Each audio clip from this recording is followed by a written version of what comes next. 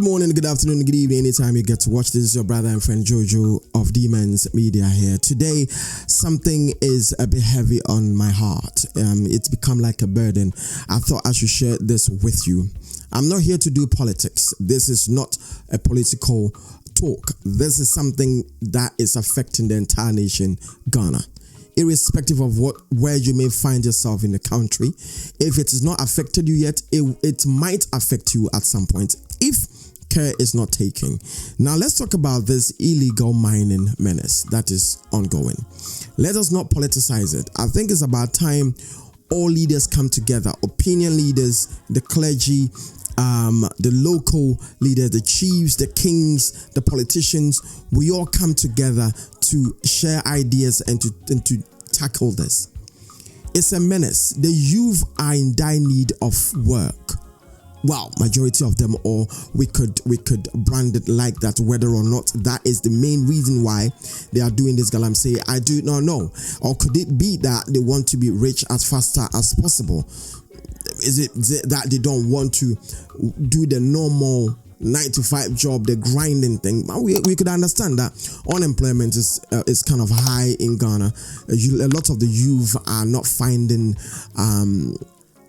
the regular corporate job to do, and so therefore, since they don't want to become thieves, they don't want to be, pardon my French, to come across and let society look down on them by coming across like they are kind of useless.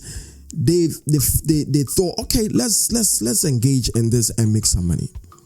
Is there a possibility of streamlining this? Is there a possibility of being able to curb this? Is there a possibility of teaching them as to how to go about this so that the environmental impact that this whole illegal mining is having on the country could reduce? Now, I get it. This is business as usual. That's as we've always done in Ghana. And I really want to advocate that we are not in normal times. So business as usual has got to change. It's like using analog in a digital space. It will not function the way you expect it to function. Digital to digital. So now we're in a dispensation where we cannot sit down and do business as usual. Apply the things that we had applied 50 years ago. It will not work today. I'm not here to blame any political party. I'm not here to blame anybody. I'm only here to say, is there a possibility of us having a national dialogue to bring this menace down? It's affecting, it is going to affect everybody. And the predictions that are coming quite serious. Now look at the mining areas. Look at the children that are born out there with deformities. Look at the river bodies and how far it is going, and literally wherever it flows to, it affects the people out there, not only the people that lives in them area. I am talking to the youth right now that, listen, do not allow anybody to just influence you to do things anyway, anyhow. They will get up and leave the country. You perhaps may have nowhere to go to. You may not have means to get to a place where they have the means to get to. Let us harness our internal, our local solutions for our local problems. The West, they do not know. They're looking at it from outside. We are in there. We see and feel the impact. So we are the ones that are supposed to come up with a solution to deal with this. I'm very passionate about this. It breaks me. Somebody will say, but you're not here. What's your problem? My parents are there. I go there. It's a place I go for holiday, a place I go to chill, a place I go to interact and be with my friends and family. That is home. Where we are, that's a battlefield. That is home. That is a place where you feel at home. No politician who is behind you have your interests at heart. It's all to do with what that politician stands to gain. To make himself rich, pack himself and his family, travel to the West, leave you down there to face that. Just look at it. Sometimes I don't understand. I don't know how it goes. Somebody should help me. Help me make sense out of this. That you live in a village and you are digging gold from the streams or from the river that serves that community. And now people have got to walk miles to go fetch water. Now you're going to say, I have money to buy purified water to drink. Fantastic. It's the same river that you're messing up that is going down to Ghana Water Company for them to purify it and send it back to you.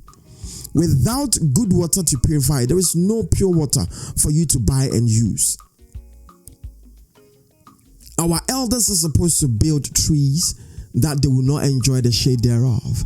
If you live in any community and the community leaders are not doing such thing, begin to look at them from the corners of your eyes, because they don't have your interest at heart. Most politicians are talking, yet it's a facade, because they are the ones behind it. Now you send, I don't even understand how they do it.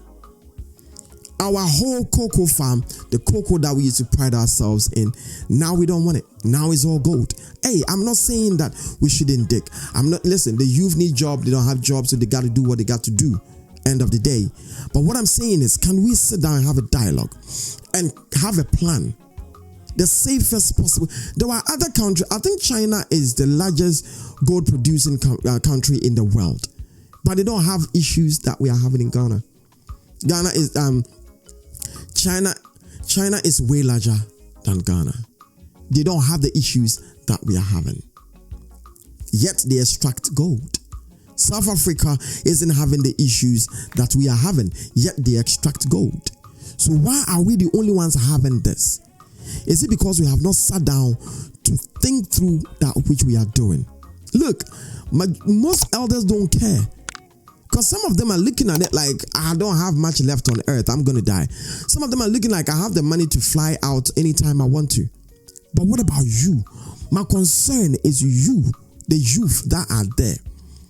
Begin to engage your elders. Let us have a convo. Galamsey is killing us. It's killing everybody. And look, there is no Father Christmas. I promise you this. Look at how the West is going on. The West has its own problems that they are trying to resolve. The world will cut Africa off as quickly as possible. Africa has all what it takes to sort itself out. Why are we doing this to ourselves? Now, people don't want to do the grinding any longer. People don't want to do the regular 9 to 5. And no, everybody wants to become rich within 24 hours. As a matter of fact, everything should have happened yesterday, not today, because we don't have the time for today. Gen Z is relax, chill, pump your brakes. There are other ways to do this. Let us look into things and find other ways, the safest and the better way to do this than what we are doing now. The deforestation is becoming too much. Water bodies are bad. The air is polluted. Children are born with all kinds of deformities, with health issues. Now look at it. If the government hasn't even got money to put the necessary infrastructure together, how do you think the government is going to get money to treat sickness, ailments that comes from this thing that we are doing, these illegal mining? How is it going to be? Who is the one to suffer it? You. The person that you gave your mandate to goes to work, have all the incentives to make his life comfortable. And you who voted for them, you are down there. And the little that is left for you, the little that is left with you, for you to see how best you will handle it, you're just throwing it away. Man, we have issues in Ghana. Mr. President, with all due respect, please, I know that before you came into power, you requested that you would need honeymoon. I know that was a joke. I took it as you said that in jest, but I know you are doing your best, and I know there are policies that you are rolling out. There are policies you are looking into.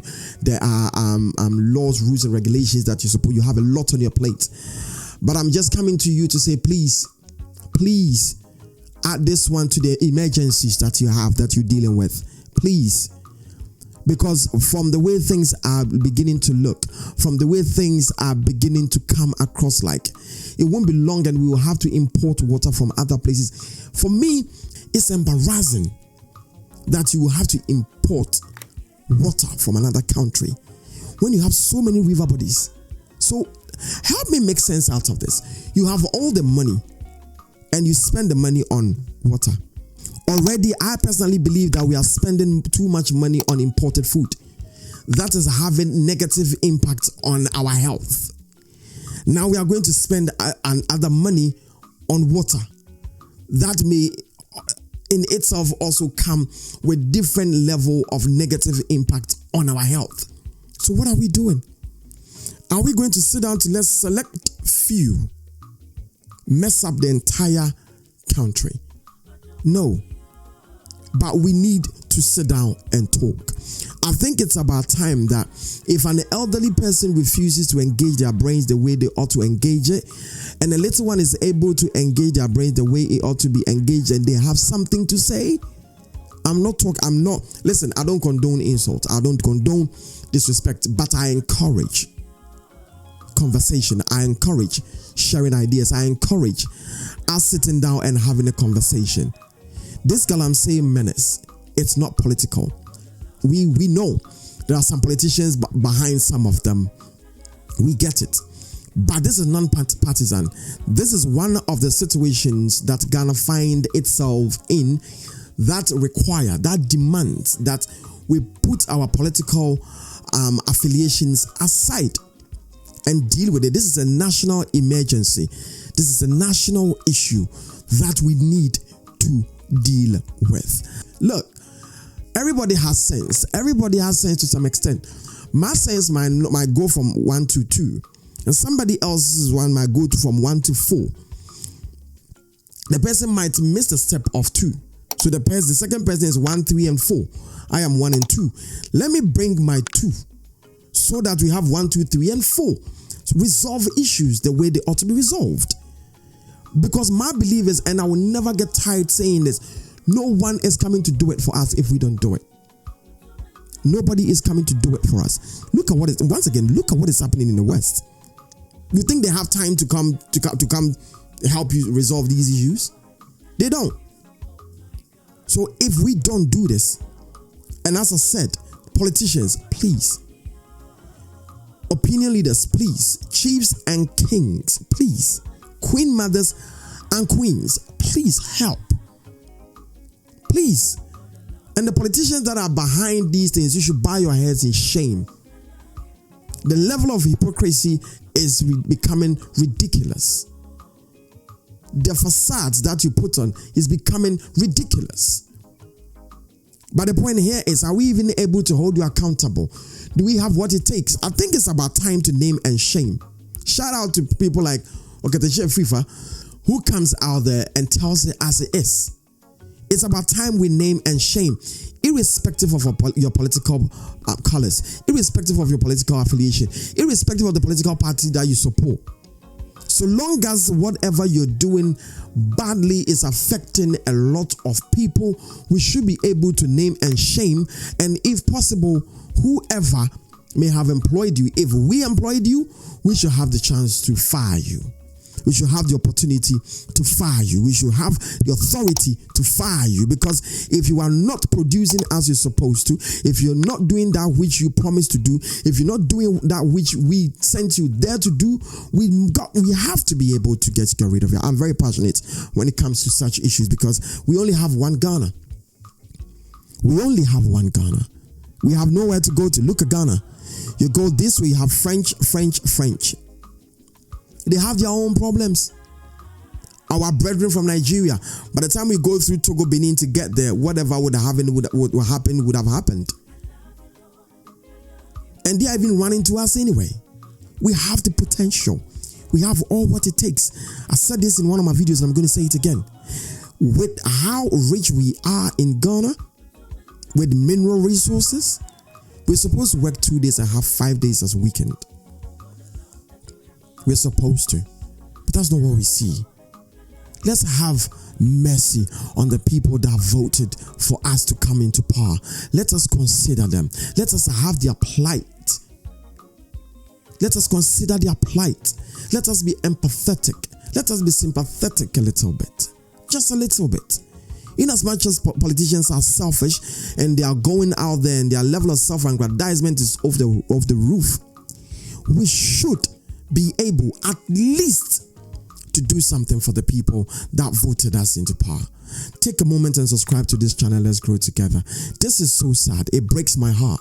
I wish I could smile. I wish I could laugh, but I can't, because this is national emergency.